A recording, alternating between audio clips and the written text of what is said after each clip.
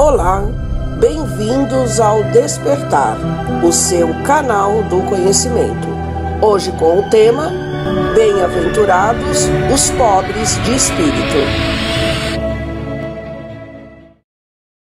O nosso roteiro. O que se deve entender por pobre de espírito? Aquele que se eleva será rebaixado. Os mistérios ocultos aos sábios e aos prudentes. O orgulho e a humildade.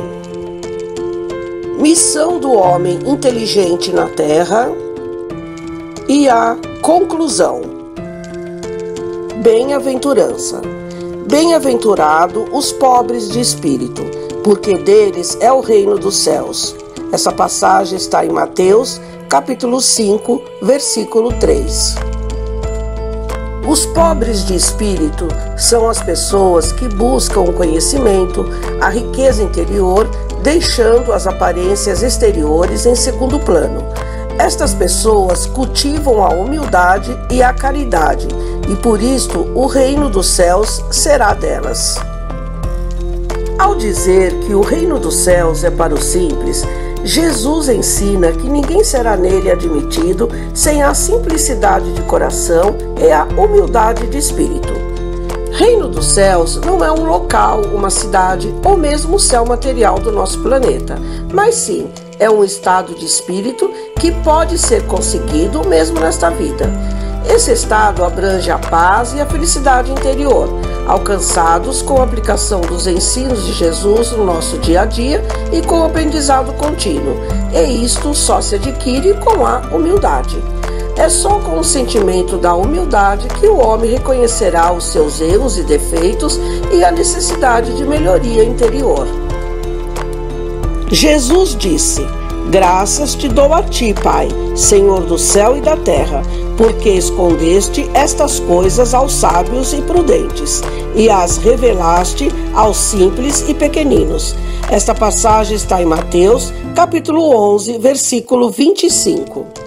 Jesus, fazendo esse agradecimento a Deus por haver revelado aos simples e pequeninos, e não aos sábios e prudentes, as verdades de suas leis, reconhecia a sabedoria divina que o mandara àqueles que tinham as condições necessárias ao aprendizado, aqueles que, pela simplicidade de seu próprio viver, com as dificuldades do dia a dia, estavam mais amadurecidos para perceberem os valores espirituais que os levariam à felicidade e à paz. Os simples e pequeninos referidos por Jesus são os que se reconhecem ignorantes, porque sabem que têm muito ainda que aprender. Estão, portanto, sempre abertos a novos aprendizados, sabendo ouvir com atenção as ideias dos outros, porque sabem que sempre alguém pode ensinar-lhes algo que desconhecem. A palavra sábio, segundo Allan Kardec, era na antiguidade sinônimo de sabichão, ou seja, aquele que é orgulhoso do que pensa saber, julgando-se superior aos outros. Os que se orgulham do que sabem geralmente voltam-se para os valores e prazeres da terra. Fecham os olhos, tapam os ouvidos, fecham-se ao contato com a espiritualidade, buscando somente a realidade material.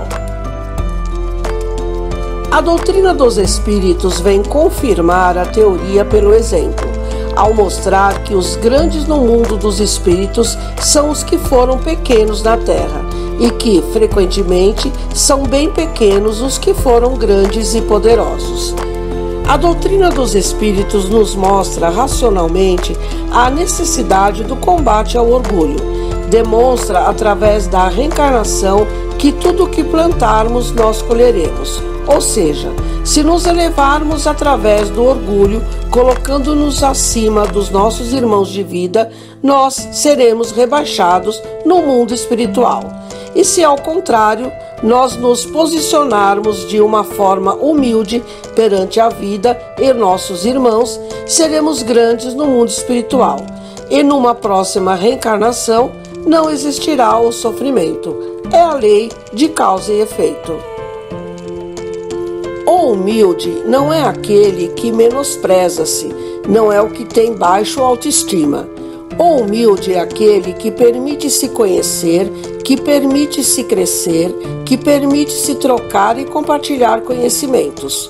O seu contrário, o orgulhoso, aquele que é cheio de si mesmo, também basta-se e bastando-se, não aceita instruções, não aceita novos conhecimentos, recomendações alheias, acha-se o dono da verdade e assim comportando-se, estagna-se, paralisa-se e afasta-se da verdade. A missão do homem inteligente na Terra é fazer reproduzir, através de suas faculdades, o bem comum e o progresso coletivo.